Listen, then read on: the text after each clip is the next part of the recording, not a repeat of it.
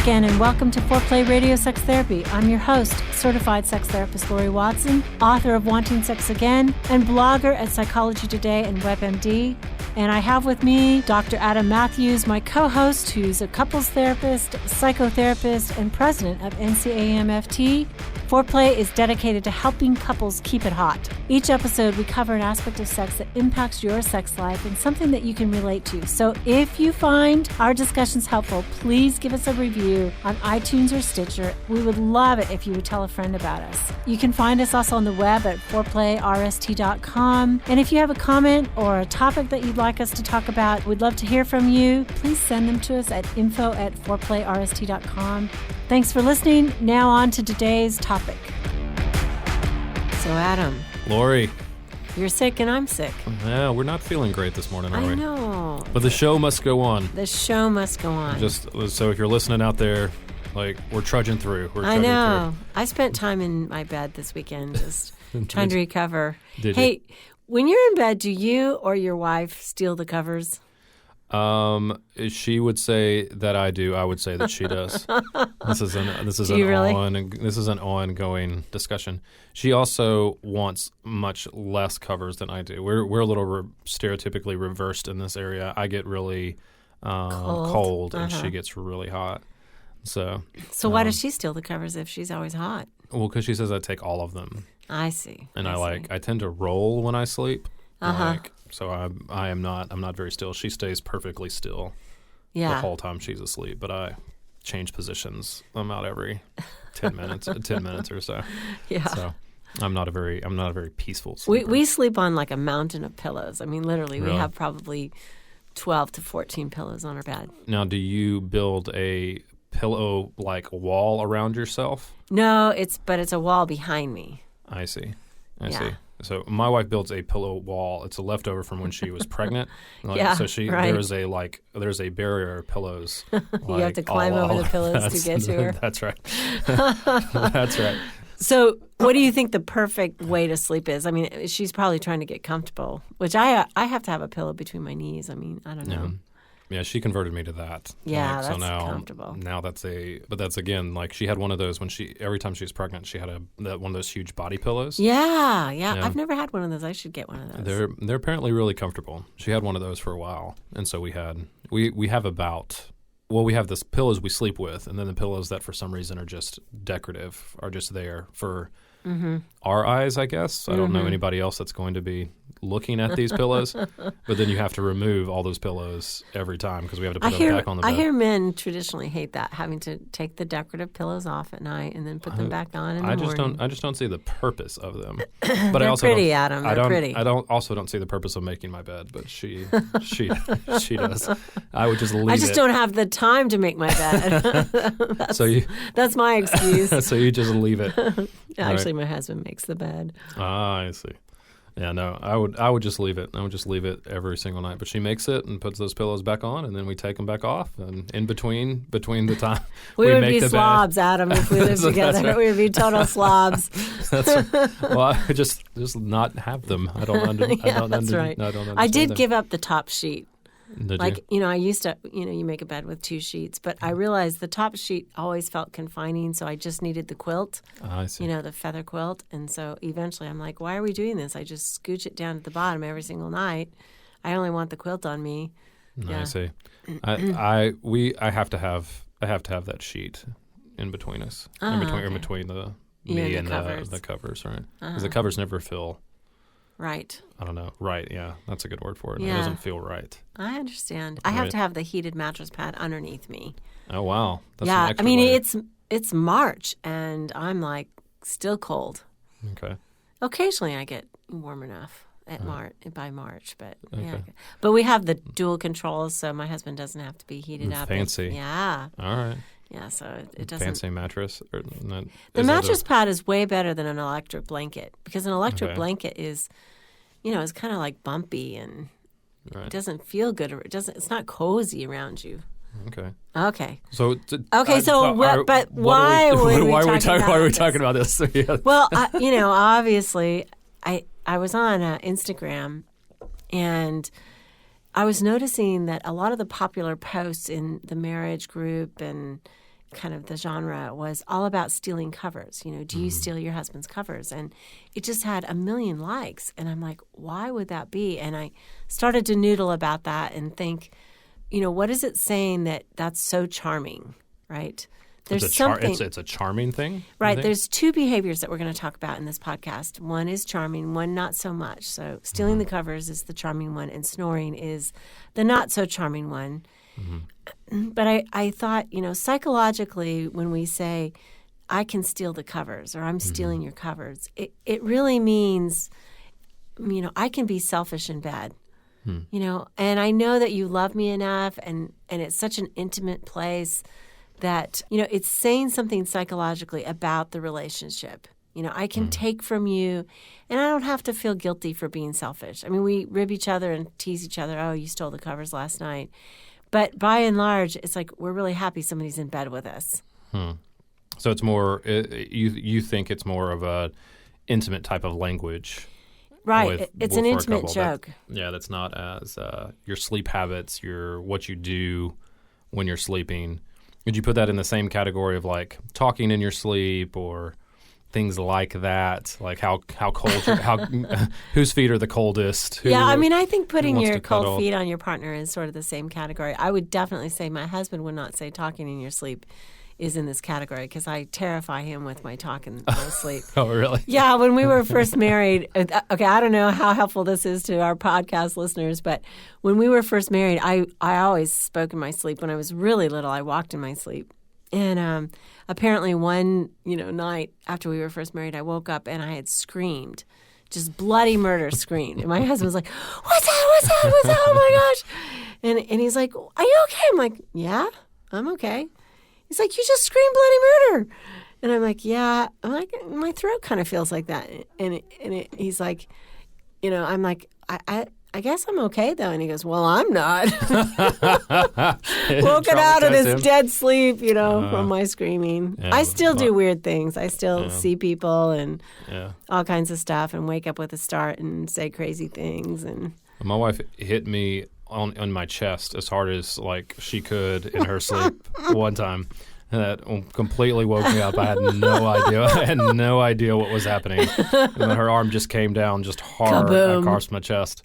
Kaboom. Like a myclonic jerk or something. I guess. Boom. I don't know. I found it to be charming afterwards. Yeah, after you realized. After I got my bearings on why I was being assaulted in the middle of my sleep. Yeah. I think that this is, though, why it's so popular on Instagram is it's like we're saying, you know, your bed is my bed, too. You know, this is our sleepover. And I think there's something really intimate to say something like, hey, it's Sunday and it's raining. Let's go steal some covers. Yeah. You know, it's like, let's go hop into bed. There's a double entendre there, right? Not just stealing covers from each other, but stealing the covers to get underneath them and be together. And I think that's why people enjoy this so much, this idea. Yeah, I like the idea of the mutuality of it. Yeah. Yeah, like that, like this is our space together. Right? I think what we've talked about a lot, like the bed is for sleeping and for having sex, right? And so it is a joint place that you can come to and you can have these kind of silly, playful fights that don't really have any heavy consequence to it, but it's about your shared behavior, which I like as well. Yeah. Although I did read a joke when I was looking about this on the internet, and they said, if you think women are the weaker sex, try pulling the covers back to your side of the bed. Yeah. I think this is that is our patterns of sleep, what we do when we sleep, like those things are super intimate and super personal, and we're sharing those with somebody else as well. I think this is why, too, like that should be between the couple, right? And I think when you get kids, like I don't know what your like thought are about co-sleeping and kids in the bed. I have a lot of friends that are on both sides of this argument, but I feel like then somebody else is stealing the covers, right? Somebody else is stealing the space. They're sometimes literally in between, right? The two of you, and I think that's an interesting thing that you kind of have to talk through and figure out as well. Yeah, I mean, I was probably pretty practical. I think the first baby I put in the crib, the second baby, the crib next to me, the third baby was next to me, just because I was nursing and it was just more convenient. But I think it also depends on your sex initiation pattern. Like some people, their most comfortable way to initiate sex is they roll over in bed and start to hold and caress each other. Right. Whereas I think we always had more of a verbal pattern. So we knew before we were going to bed whether or not we were having sex. So it never interrupted anything in terms of for us. And which is, I think, an important issue is how do you initiate and how do those things get in the way or not get in the way. Yeah. But I think also it's interesting to me as I talk to people, like some people sleep completely curled up in each other all night. I had a girlfriend. And colors. Yeah, I had a girlfriend who lost her husband, and she's like, I slept with my head on his chest. I'm like, oh my God. That's terribly sad. So sad. Yeah. But, So there's an intimacy even in the way we touch and hold at night. Or if there's a mountain. There is a mountain between my husband and I, but it's because we have one of those squishy mattress pads, and our weight has like left this mountain in between, so we like nearly have to roll uphill to get to each other. Yeah, we always recommend, like, we are cuddlers, but then we are separate sleepers, right? So we are not cuddle while we sleep people. You're not head on the chest people. I don't understand that. It just gets too. There's too much. It gets too blazing hot, man. It's too much. But you like it. You like it. I like hot. it. Yeah. So to speak. So to speak. Yeah. Yeah. No. King size bed. I recommend it. Yeah. Right. Okay. So the charm of it all. Steal Your it. Partner's covers, and we'll be back talking a little bit more about a less charming subject, snoring, and how to manage it. This is Foreplay Radio Sex Therapy with your sex therapist, Laurie Watson, and couples therapist, Dr. Adam Mathews.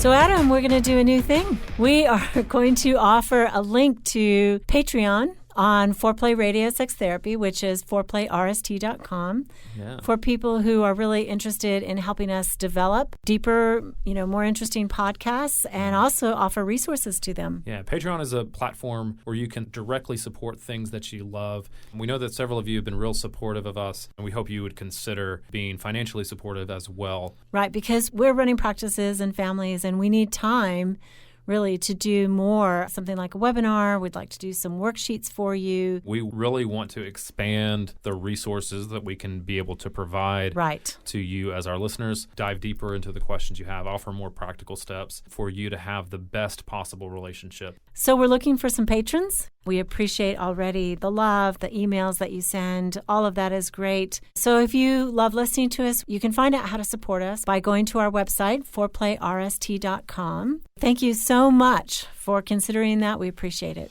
Wanting sex again. How to rediscover desire and heal a sexless marriage by certified sex therapist Laurie Watson. Each chapter is designed to fix one of the problems that cause low libido, from early marriage through the childbearing years, even all the way through menopause.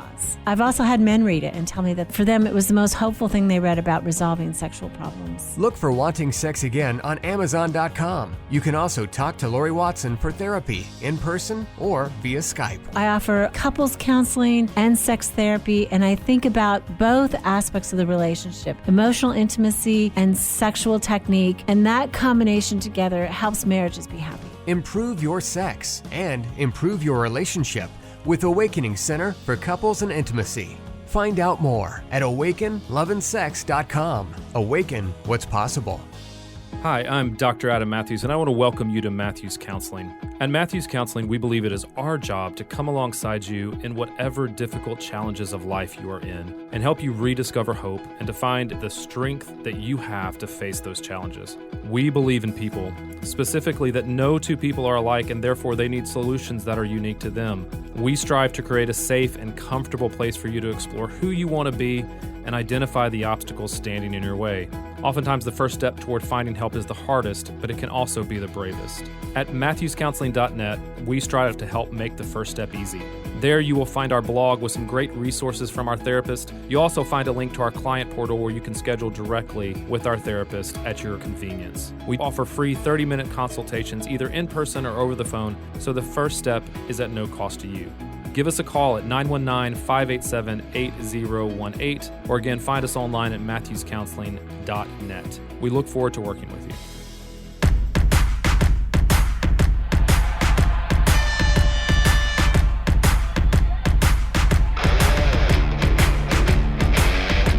Okay, we're back. Foreplay Radio Sex Therapy.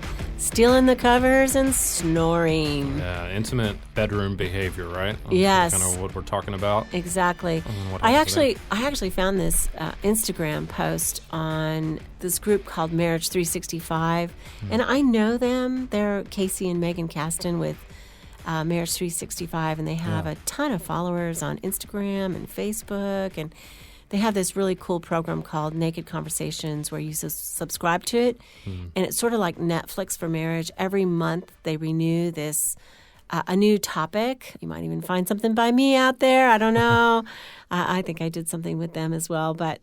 And the neat thing is you get to have the library of all their old Netflix for marriage, when you sign up. But basically they are a couple, and they're all about creating a community of people who are trying to make their marriages thrive and who are committed. And they personally are sort of known as the couple least likely to survive because they have struggled with so many problems, and they're really open and vulnerable about that. And so you can check them out on their website called marriage365.org, and that allows you to kind of get a hold of all their stuff. But they were the Instagram that I found this Stealing the Covers post on, and I realized that why it was so popular, really, I think it had like 4,000 likes, was the intimacy of it all. Yeah. And we're going to talk also about the one that is not so intimate, the snoring one. Yeah. Do you snore, Adam? I do not. I do not snore. Are you sure? I'm fairly certain that I don't snore. I think it is like the most embarrassing thing, right, to be told you snore. Why is that? Why is it so? Well, it's like you're making these disgusting noises from your nose, right? I mean, somebody might as well say you're picking your nose at night. I mean, there's something really embarrassing about it when you're told you snore. Do you snore? Do you know if you snore? I don't think I do. I haven't been told much, although I've been like every once in a while in a van or something, you put your head back and fall asleep and you wake up with a snore, or on a airplane. And I know I've done that, and I've been just absolutely humiliated. I know it's horrible. I know I've drooled before when I'm sleeping. I don't know that I've drooling. I may have and snored snoring. when I was sick or something like that. But so bad. I know it does seem to be something that is unsexy, and we don't want ourselves it is unsexy to be for seen. Sure. To be seen that as way, snorting, or for that to be that side of us to be revealed, that we're doing something so unsexy in our sleep. Right? Exactly. We want the picture of us asleep to be angelic, like right, peaceful and pretty, and everything's perfectly in place, and not like right. And there's something even worse, right? As a woman, I think it's so unfeminine to think about if you snore. Yeah. But this is a problem for couples. And really couples of all different ages, because while it does sort of tend to happen more as you age, often it happens as you gain weight. And it can be a real health concern because it can be sleep apnea, a sign of sleep apnea where, if you don't get enough oxygen, literally it damages your heart and you can have a heart attack and all that stuff. And so if you are snoring, we urge you to get it looked at medically and not ignore this. But usually what happens is a partner is shoving you in the middle of the night. Stop, you're waking me up, you know. It becomes something that's disruptive, right? It becomes something disruptive. To that intimate time, the time where you're supposed to be, together, and just time where it's supposed to be sleepful and restful. It becomes interrupting to that. Right, especially maybe to the partner who, can't sleep through it. That can be a big problem. And this is often the result of couples stopping to sleep in bed together. Well, it happened to my grandparents. It? Yeah, absolutely. They slept in separate rooms for the last half of their marriage because of it. So it is something that can be physically and emotionally separating as well, right? And a big sexual stop. Because as I talked about earlier in our podcast, I think some people have the pattern that they initiate. They're just lying in bed and a hand wanders over and, or they snuggle up to each other and suddenly they're doing it. Right. And so if they're not in bed together, there's a big reduction in having sex together. That's right. Yeah. So how do you feel like you start to address this issue, especially if it's not one that you've talked about, right? Because it is difficult. It could be difficult for the partner that's being woken up to talk about. Yeah, right? I think sometimes you want to be sensitive to your partner. Hey, I got something to tell you, but you're snoring. Yeah. Yeah, my husband definitely snores, but it's not a health issue. He had like a deviated septum or something like that, and so he's all messed up. Is it disruptive? Do you have to wear like earplugs? Or Every have a sound once in a machine? while, I just like shove him and say, hey, turn over, and then it's fine. But the only time I ever notice it is when I'm still awake reading. Yeah. I don't notice it any other time, so it would never wake me up. Okay. But we go on couple retreats with these couples, and I can literally hear one of the men snoring 4 doors down. It's he's loud. like a chainsaw. And he's a little more worrisome because he's got some belly weight and it's a problem. So I think the first thing to think about is how does it impact the couple intimacy? Are you the couple that snuggles together? And, is there any workaround? Could you tuck in together and have your snuggle time? And if you're like Adam and his wife, you're going to go off sleep separately anyway, no big deal. Right. You just go off and sleep somewhere and maybe somebody, a Saturday morning crawls back in bed or something like that. Right. Having those workarounds is helpful if you're really going to sleep separately. I also think try to get it fixed. Yeah, I think getting it tested, making sure you don't have sleep apnea can be deadly, and so it can be. You want to make sure that that's not or that's sleep not the disruption. cause. I mean, even if you're not in the deadly phase, just to the person, if you're snoring, you might not be getting rest. Yeah, and so going to those sleep studies and all doing that. This is torturous. Yeah, to me, this is an investment that is worth it. Yeah, because it's so important, not just for to your health, to individual health, your energy, and to your couple health as well. And so it is an investment worth making in getting a sleep study done, or just consulting a sleep doctor. Yeah. About what's going on. And there's workarounds. Like there's doctors, they make these appliances that somehow or another change the way your jaw is. You put it in. It's like a lower retainer or something at night. And you put it in, it changes your jaw, and it kind of opens your throat, apparently, and then you can not snore. And there's this other cool operation that they do. They shave the uvula. Do you know what the uvula is? Yes, I do. Sounds like a dirty word, doesn't it? It does, but it's not. But they shave it. That is interesting. Yeah, they shave it a little bit, and somehow or another, I think what happens is then it wouldn't touch the back of the throat or something, so you wouldn't have air blockage. I see. I don't exactly know how it happens, but an ENT guy can evaluate you and tell you whether or not you're eligible for that. And a lot of people find that works great, and that's one good solution. Also, I've heard sewing a tennis ball into the back of a T-shirt because some people only snore on their backs. And so this just, they start out sleeping and cuddling on their side, but then in the middle of the night, they sleep on their back, and this stops them, obviously, from being able to sleep on your back. This feels like some kind of with the frickin' lump. This feels like some kind of life hack that you would see in one of those life hack videos that are showing you how to use styrofoam or something or whatever cereal boxes to make your life better. A tennis ball in the back of a T-shirt. And I had a pursuing patient tell me, well, I'm doing all these things to research and figure out my snoring patterns, but has my partner done one thing, can't they sleep with earplugs? And it's like, well, yeah, I guess so. I tend to think, though, that if you're the snorer, you're initially really responsible for managing this problem. Yeah, but I do think there's probably people that have tried to, that person has tried to figure out as much as they can about what to do, and it's still just being persistent. And so earplugs, sound machines, different things like that I think could be helpful as well, so that it's not disruptive. But mostly, I think not seeing it as your partner being rude to disrupt your sleep, and they're not doing it on purpose. So we're not. I think that could cause some Some mercy. Yeah, right. But I think that the issue comes when you keep telling them, hey, you're snoring, it's interrupting me, and the person doesn't take it seriously, right. Maybe embarrassed. Obviously they don't know they're snoring, right? I mean, that's the problem is you can't know. You have to be discovered. And I think that's what the embarrassment is there's a little bit of shame of, I'm doing something gross that I didn't even know and have control over. Yeah. Well, I think all of that, just being able to talk about like the intimate, personal things that happen in your bed together, being able to talk about those and make and solve any those types of problems. I mean, snoring probably being one of the biggest ones. Right. About how you sleep is important because that is your shared space, your shared dominion, like where it's not mine or yours, it is ours, literally and figuratively as well. Exactly. So stealing the covers, really cute.